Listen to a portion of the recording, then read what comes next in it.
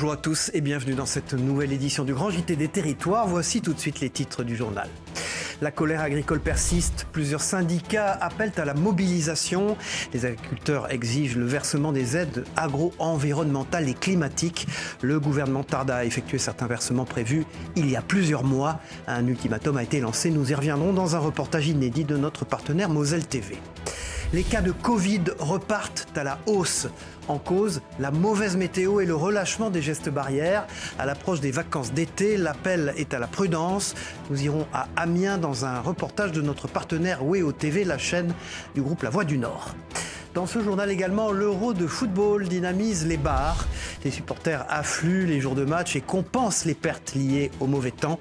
Les commerçants en profitent. Ils espèrent que la fête se poursuivra. Nous irons à Bordeaux avec notre partenaire TV7, la chaîne du groupe Sud-Ouest. Et puis c'est un roman inédit, un roman d'été d'Antoine Sénanque, nommé Croix de cendre. Un ouvrage fascinant qui nous emmène notamment sur les routes de France pendant l'Inquisition. Un livre parfait pour vos plages. Nous y reviendrons dans un reportage exclusif de Christophe Rigaud. Je vous l'annonçais dans les titres, la colère agricole se poursuit. À la suite d'un appel des syndicats, des mobilisations ont lieu un peu partout en France. En Moselle, les agriculteurs manifestent pour exprimer leur mécontentement et réclamer des aides immédiates. Le gouvernement n'a toujours pas effectué certains versements de la politique agricole commune, un montant qui dépasse plusieurs centaines de millions d'euros. Elisa Whitwish pour notre partenaire Moselle TV sur place. Regardez.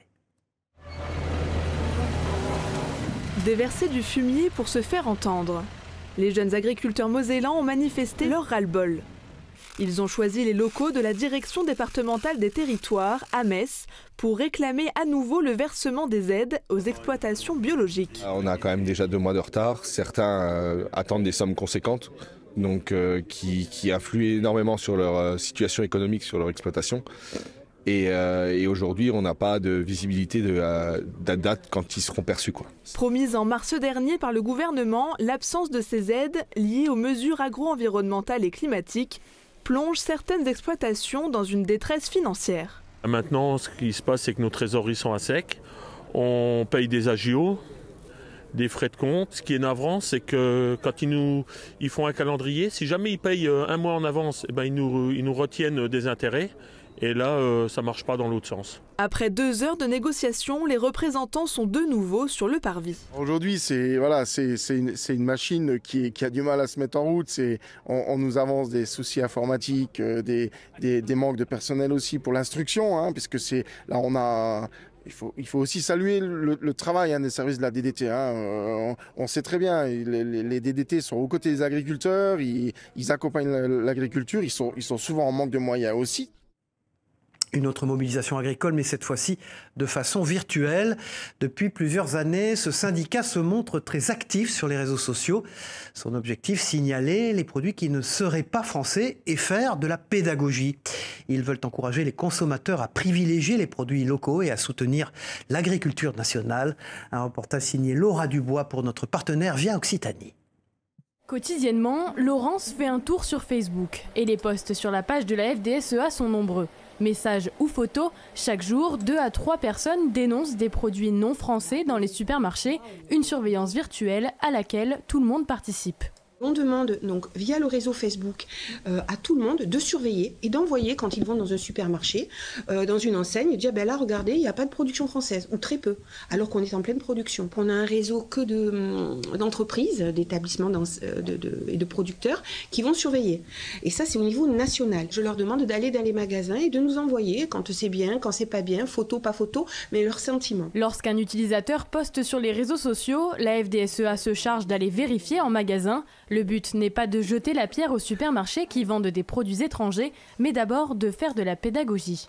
Nous, on a une logique via, par exemple, les mails que nous adressons à notre réseau de professionnels, une démarche plus pédagogique, puisque ce sont des mails, on peut expliciter. On peut expliquer, attention, on attend qu'il y ait un basculement vers les origines, pourquoi, attention, vous affolez pas, vous voyez des produits des pays voisins, mais c'est pas grave, c'est la période, il faut qu'ils écoulent la marchandise. Et ensuite, vous allez avoir bientôt la bascule française, mais il faut qu'elle se fasse, donc il faut y veiller. Selon la FDSEA, ce sont 2 à 3 signalements par jour qui sont faits sur leur page Facebook.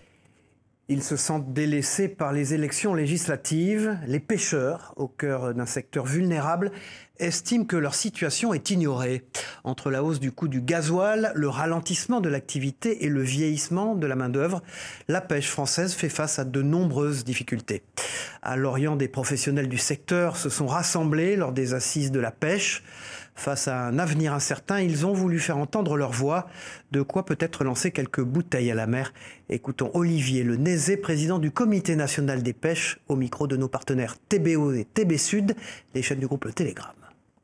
Le renouvellement de la flotte a été beaucoup cité ce matin. C'est indispensable. Il faut permettre aux jeunes aussi d'avoir accès à nos métiers. Quel que soit l'État, quel que soit le gouvernement, on doit avoir un soutien, un effectif qui permette justement de continuer de ce beau métier qui est d'être pêcheur, marin-pêcheur, mais aussi dans toute cette filière halieutique et qu'on puisse continuer à avoir des produits de chez nous, de nos côtes. Nous avions commencé à l'oublier, mais malheureusement, il est bel et bien de retour. Le Covid-19 refait surface et les cas repartent à la hausse. En cause, plus de rassemblements, une mauvaise météo et un relâchement aussi des gestes barrières. Alors si nous sommes loin d'une nouvelle vague, l'appel est à la prudence, surtout pour les plus fragiles. Jérôme Aubron à Amiens pour notre partenaire WEO TV, la chaîne du groupe La Voix du Nord. Il était presque devenu un mauvais souvenir. Pourtant, le virus de la Covid-19 semble refaire surface. Ce pharmacien amiénois a dû refaire son stock de tests. On a de plus en plus de demandes, notamment depuis 2 semaines. On a été amené de fait à revoir notre approvisionnement et à recommander des boîtes de tests, donc d'autotests. Vous y attendiez à ça ? Pas vraiment, puisque ça fait 2-3 mois qu'on n'avait vraiment pas de demande, donc ni de demande de vente de boîtes d'autotests, ni de réalisation de tests antigéniques à l'officine. À quelques semaines des vacances d'été, les recours pour suspicion de Covid sont en hausse. Selon Santé publique France, SOS Médecins enregistre une augmentation de 51% des consultations pour des symptômes similaires à ceux de la Covid, assez pour inciter à la prudence. Dans mon entourage, effectivement, j'ai entendu parler d'une recrudescence de collègues qui avaient contracté la Covid. Dernièrement, j'étais malade, je vous avouerai que j'ai pas été testé. Il n'y a plus de test automatique en fait, j'ai l'impression. Bon, on va se mettre dans la petite pièce là-bas, puis on va faire le test. Au cœur de ce rebond de la Covid, un énième sous-variant du virus Omicron au nom barbare de KP2. Très contagieux, mais moins virulent. C'est un virus qui circule, qui est contagieux et qui se transmet. Mais néanmoins, on a la chance de ne pas avoir de forme grave. Donc ça se manifeste plutôt par une petite fièvre, des maux de gorge, parfois un petit peu des troubles du transit. La Haute Autorité de Santé rappelle l'importance du respect des gestes barrières. Depuis avril dernier, une campagne de vaccination à destination des plus fragiles est lancée. Un nouveau vaccin devrait également voir le jour d'ici l'automne. Le Covid gagne également du terrain en Outre-mer. En Martinique, les agences régionales de santé constatent une recrudescence. Des centaines de nouveaux cas ont été enregistrés depuis le début du mois de juin. Face à cette menace, les habitants restent vigilants et se font vacciner sans hésiter.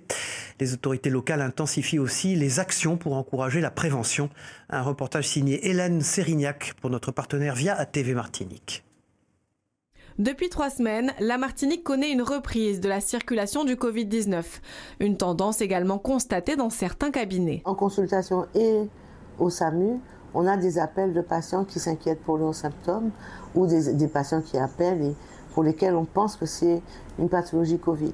On invite à se faire dépister. Tous ne sont pas inquiets, mais beaucoup sont prêts à redoubler de vigilance pour limiter la circulation du virus. Se laver les mains régulièrement, tousser dans son coude, porter un masque, utiliser un mouchoir en papier à usage unique. Depuis la crise Covid, les gestes barrières n'ont pas changé, mais les habitudes, si. De son côté, l'Agence régionale de santé recommande la vaccination aux personnes les plus fragiles et vulnérables, mais le dispositif reste disponible pour toute personne qui le souhaite. C'est toujours le Omicron qui circule, après, avec bien sûr des différents sous-variants, mais le vaccin est toujours adapté. Donc il ne faut pas hésiter à se faire vacciner une fois par an pour justement avoir la meilleure protection possible. La situation ne se limite pas à notre île. Plusieurs pays européens connaissent un rebond épidémique depuis quelques semaines, selon un récent rapport du Centre européen de prévention et de contrôle des maladies.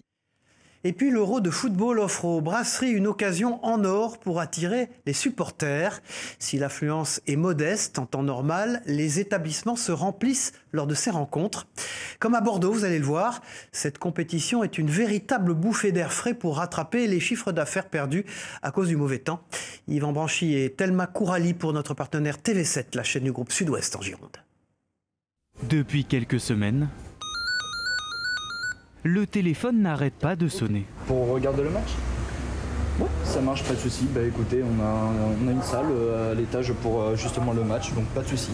Dans cette brasserie sur la rive droite bordelaise, l'écran géant est un atout de taille pour séduire les clients, qui se font pourtant plutôt discrets. Il y a des gens, mais pas autant qu'on pourrait espérer, on va dire, sur la saison ou même avec l'événement en cours, quoi. C'est que disons qu'on ferait peut-être 50% ou 30% de ce qu'on pourrait faire vraiment, quoi. Donc un peu déçu. Je m'attendais à plus en vrai. Sur la rive gauche, c'est une toute autre ambiance. Chaque soir de match, la terrasse de ce bar affiche complet. Plus de 200 personnes réunies devant cette télévision. Un investissement réalisé pour la Coupe du Monde de rugby. En tout, j'ai 5 télés à l'année et un 6e qui s'est rajouté. Celui-là, on l'a vraiment acheté pour l'Euro il vient de la Coupe du Monde et du coup, il resserre pour l'Euro cette année. Voilà, et le top 14. Des matchs à regarder sous un grand soleil enfin de retour après plusieurs mois de grisaille. Le moment idéal pour rattraper le chiffre d'affaires perdu. Ça ramène un petit peu de joie, un petit peu de monde, ouais, c'est vrai que c'est sympa. Quand il y a des matchs, c'est sûr qu'il y a beaucoup plus de... déjà, il y a beaucoup plus de passages et du coup, ça, en termes de chiffre d'affaires, c'est beaucoup plus intéressant pour nous. Ouais.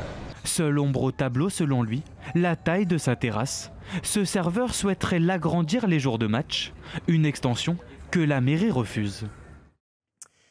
C'est l'un de nos grands athlètes français. Thibaut Collet, spécialiste du saut à la perche, vient d'atteindre un nouveau record personnel en franchissant la barre des 5,95 m. Il bat même le score de son père, ancien recordman de France lui-même du saut à la perche. Pour le jeune athlète, c'est un moment inoubliable devant ses amis à quelques semaines des Jeux Olympiques. Un reportage de notre partenaire Télé Grenoble dans l'Isère. Le rêve au bout de la piste, Thibaut Collet l'aperçoit par-delà cette barre perchée à 5,95 m. Son stade, son public, cette clameur, c'est trop beau. Il est lancé, il ne calcule plus rien. Comme porté par la grâce, il efface son record et celui de son guide, Philippe Collet, qui pour 1 centimètre bascule dans l'émotion d'un père qui donne enfin le flambeau à son fils. C'est juste fabuleux de réaliser ses rêves. Et moi, ça me libère. Là, enfin... Ah, c'est le boss de la famille, c'est lui qui saute le plus haut, c'est le plus fort, c'est une évidence. Maintenant, il a d'autres rêves, il a d'autres objectifs et c'est une bonne chose de fait et c'est génial que ça soit fait ici. Thibaut, qui s'entraîne depuis l'adolescence pour ça, lui-même ne l'explique pas. Là, pour l'instant, j'ai un petit trou noir au niveau de mes souvenirs. Je sais qu'à partir du moment où je pris cette perche au 2e essai à 95, je me suis dit ça peut et ça va le faire. J'ai juste à sauter comme je sais sauter et avec le matériel que j'ai, le résultat c'est que ça me jette par-dessus cette hauteur. Pour Renaud Lavillenie, c'est une autre paire de manches. Le champion olympique de perche en 2012 est loin de son record à 6,16 m. Blessé à la jambe, il rate cette fois encore les minima. Réconforté par le public et toute la famille Collet, solidaire autour de son ami. Ça fait toujours chaud au cœur, surtout quand on est un petit peu moins bien. Ça peut permettre des fois d'aller chercher le petit extra pour passer la barre. Bon, ça n'a pas suffi, mais voilà, en tout cas, ça laisse des bonnes émotions. Les émotions de Thibaut, son frère Mathieu, son grand-père Jacques, toute la dynastie des Collet, perchistes de père en fils, aura au moins semé un enthousiasme inédit autour de la discipline depuis une trentaine d'années. Et il semble que la nouvelle histoire ne fait que commencer. Restons dans les sports olympiques. Dans la Loire, ces élèves ont eu l'occasion de découvrir l'escrime, un sport qui sera présent lors des Jeux cet été. Ils ont appris à manier cette discipline avec un professeur sur place. L'entreprise fournissant les lames d'escrime était également représentée. Avec un savoir-faire 100% français, elle équipe la majorité des pratiquants d'escrime dans le monde. Un reportage de notre partenaire TL7 dans la Loire. Manipuler l'art du fleuret ou savoir enfiler un casque, le temps d'une matinée, ces élèves de l'école Sainte-Lucie se sont initiés à l'escrime. C'est plutôt pas mal, c'est un nouveau sport, ça fait découvrir un nouveau sport, donc c'est une culture différente.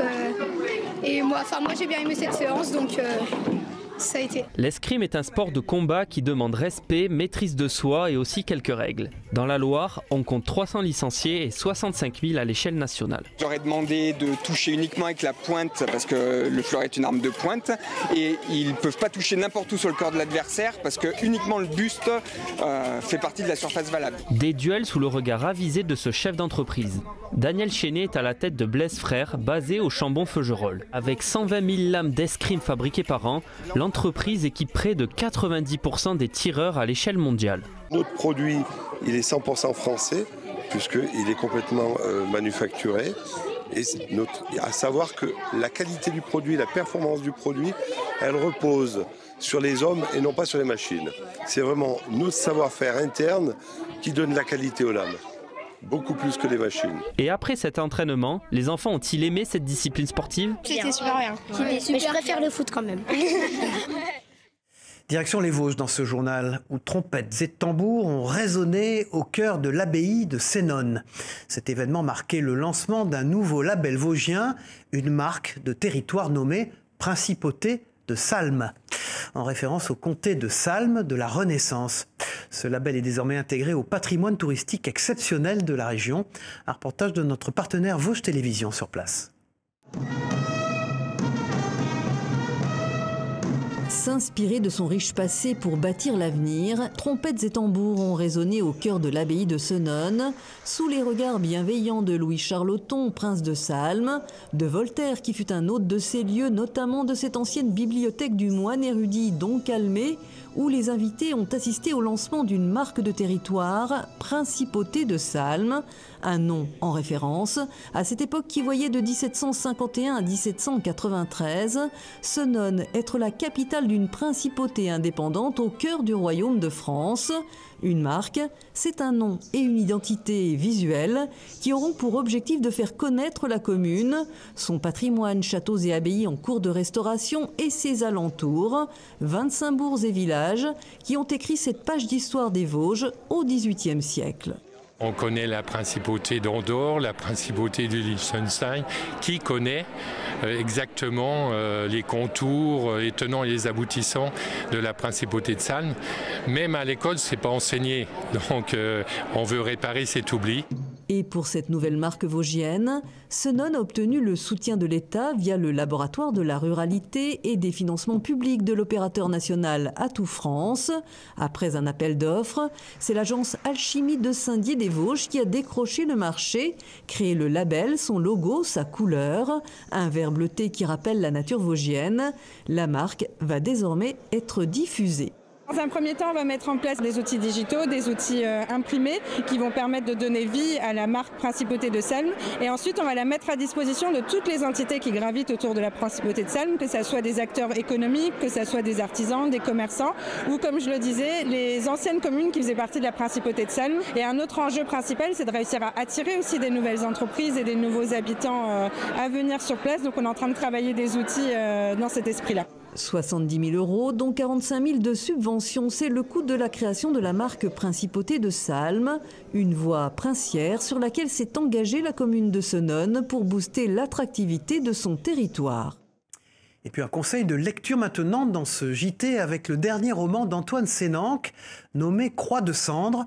Son nouvel ouvrage mêle roman d'aventure, fresque historique et polar médiéval. Il nous emmène sur les routes de France pendant l'Inquisition, mais aussi sur les routes de la soie en Crimée pour découvrir les origines de la peste noire. Un roman idéal pour cet été sur les plages. Un reportage exclusif de Christophe Rigaud. Regardez.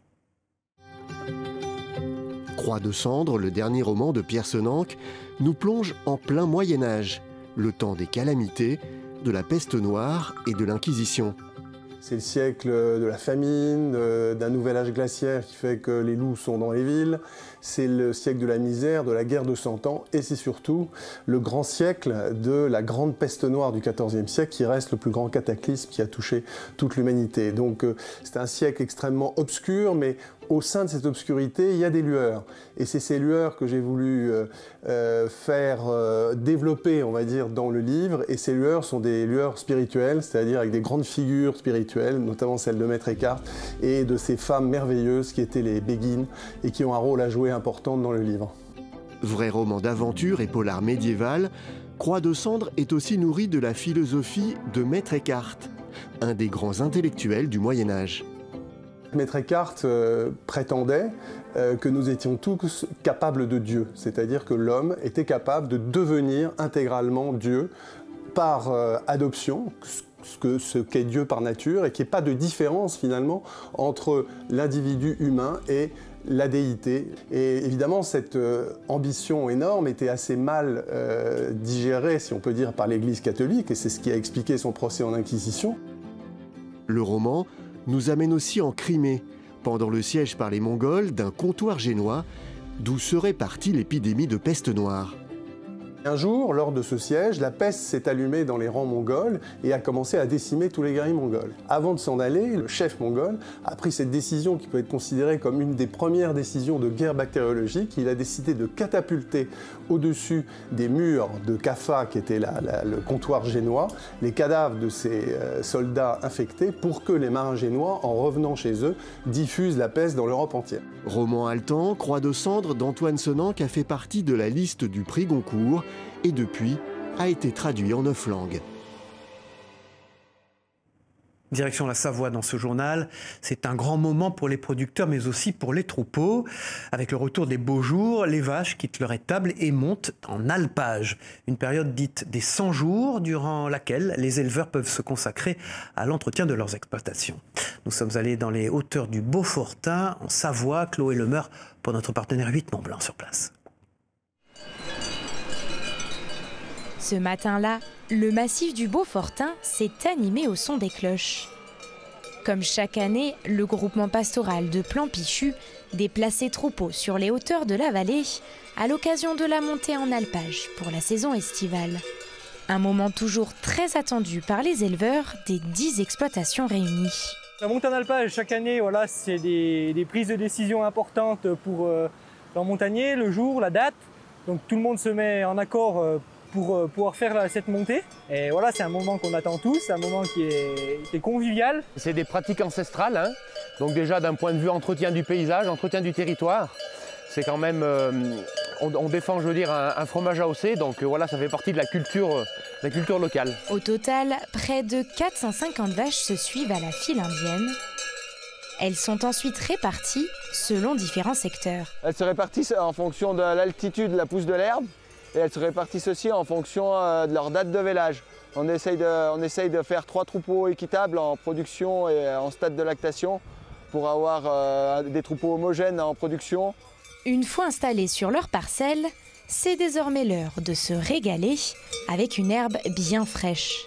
Et c'est en compagnie de leurs gardiens, les bergers, qu'elles pourront continuer à profiter de ce repas gourmand durant 5 mois. C'est cet après-midi, après une pause bien méritée au chalet de l'Alpage, que l'équipe commence la première traite estivale. Pour certains, c'est d'ailleurs une première et l'expérience s'avère plutôt formatrice. C'est un peu stressant parce que toutes les vaches sont différentes, tous les éleveurs font différemment et tu le sens, les vaches elles sont pas habituées à comme ci, comme ça, du coup il faut s'adapter. Après 2h30 de traite sur les 3 troupeaux, il est enfin temps d'acheminer le lait en direction de la fromagerie. C'est ici qu'il sera transformé 2 fois par jour en Beaufort d'été, avec au total une fabrication de 1200 à 1300 fromages de caractère sur la saison estivale. Voilà, c'était un invité exceptionnel dans cette école en Haute-Marne. Le chef Papou Mundia Kepanga s'est rendu à Saint-Dizier pour sensibiliser les enfants à l'environnement. Il est aussi venu parler des traditions de sa tribu Wallis, l'occasion pour les plus petits de découvrir une nouvelle culture. Et ils ont été fascinés par ses récits et ses enseignements. Un reportage de notre partenaire Puissance TV sur place. Il est reconnaissable par son épine de porc épique dans le nez et sa coiffe. Le chef Papou Mundia Kepanga était à l'école d'Hydro de Saint-Dizier auprès des primaires et des maternelles pour un cours pas comme les autres. Et vous avez raison, c'est bien le drapeau de mon pays. En 2 heures, les élèves ont pu découvrir ses coutumes et le quotidien de sa tribu Wallis en Papouasie-Nouvelle-Guinée. L'objectif de cette matinée est d'éveiller les consciences, de montrer aux enfants les enjeux environnementaux. Aujourd'hui, je vais rencontrer les élèves et d'une certaine façon, je vais leur donner des conseils sur la façon dont il me semble important de préserver l'environnement. Vous savez, je considère que les enfants sont comme des graines. Si vous les arrosez de bons conseils, ils vont grandir et devenir des arbres solides. Je vais leur donner des conseils tout simples. D'abord, je vais leur rappeler qu'il est important de préserver l'environnement, mais surtout, je vais leur dire de bien écouter leurs parents, bien écouter leurs professeurs, d'être des élèves sérieux et qui prennent soin de la nature, qui ont conscience de l'importance du respect pour les autres et pour la nature. Et pour ne faire plus qu'un avec la nature, les jeunes aidés par le chef Papou ont planté un arbre en plein milieu de leur cours de récréation. Les voilà désormais tous frères et sœurs de la nature dans la tradition Papou. Voilà, au revoir, c'est la fin de cette édition. Merci à vous de l'avoir suivi. On se retrouve très vite pour une nouvelle édition du Grand JT des Territoires. Au revoir à tous.